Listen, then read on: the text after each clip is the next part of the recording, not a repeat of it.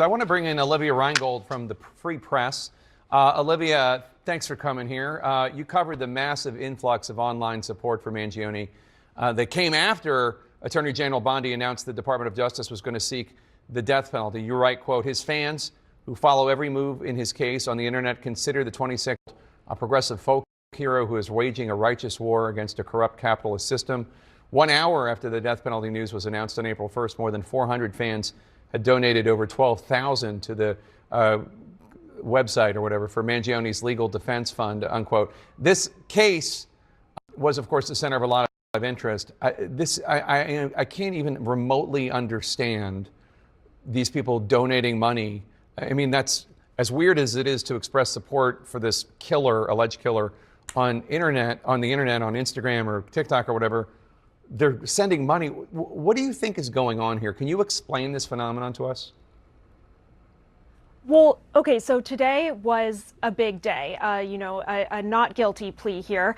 But a lot of the support, it doesn't really hinge on guilt. These are supporters who, a lot of them believe he is guilty. They do believe that he did commit this murder. And that is why some of them support him, because they believe it was actually an act of justice, and it is the healthcare system that is guilty of everyday murder.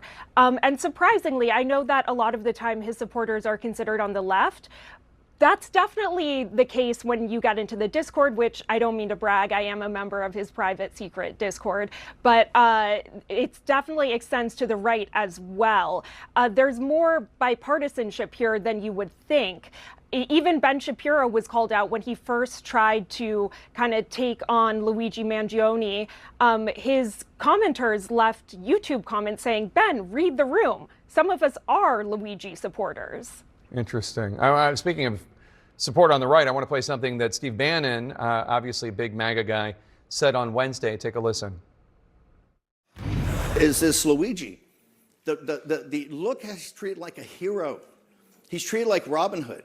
That should scare you to the marrow of your bones, because that's the alternative. If the system keeps going like it is, that alternative is your alternative. We offer, the populist nationalists offer something you're not going to love, but you'll be able to live with. So there is kind of a split between like Bannon's view of what MAGA should be and how it is being implemented. It's tough for me to imagine hearing something like that from President Trump. But what's your take on this and how national populist the Trump administration is actually willing to be when it comes to frustrations with the health insurance industry? I think that this is a very interesting possible fracture between where the Trump base is and where the Trump administration is, because obviously Pam Bondi has been some Luigi supporters certainly would say Pam Bondi has been ruthless in pursuing, the death penalty against Luigi Mangione, and yet, like I was saying, there is kind of this bipartisan nature that Steve Bannon, of all people, is speaking to when he says, hey, if you don't address income inequality, you could have a lot more Luigis.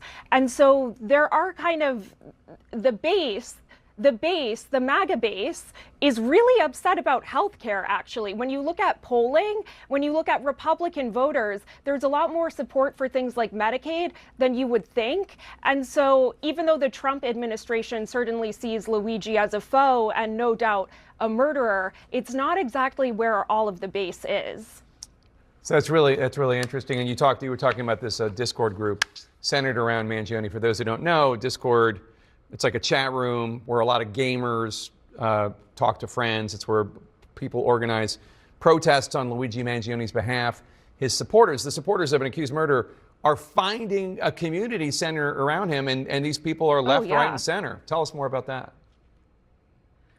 Yeah, I mean, it's probably about a community of 1,000. I was able to use their usernames, little details. I don't want to give away the secrets of how I trace the identities, but in some ways it's surprising who's in there. In some ways not. There's a Columbia graduate in there, a cashier from Utah, people from all walks of life going throughout their day commenting on TV shows that reminded them of Luigi, responding to things with green emojis because they consider green the color of his movement. They've created all sorts of inside jokes about his various defense members, and I think that for a generation, most of them are Gen Z or millennial, but for a generation stunted by the pandemic, this is their idea of connection. Well, there's certainly a lot of anger towards the health insurance industry that is well-founded, but obviously murder not the solution. Olivia Reingold, thank you so much. Really appreciate it. Thank you for having me.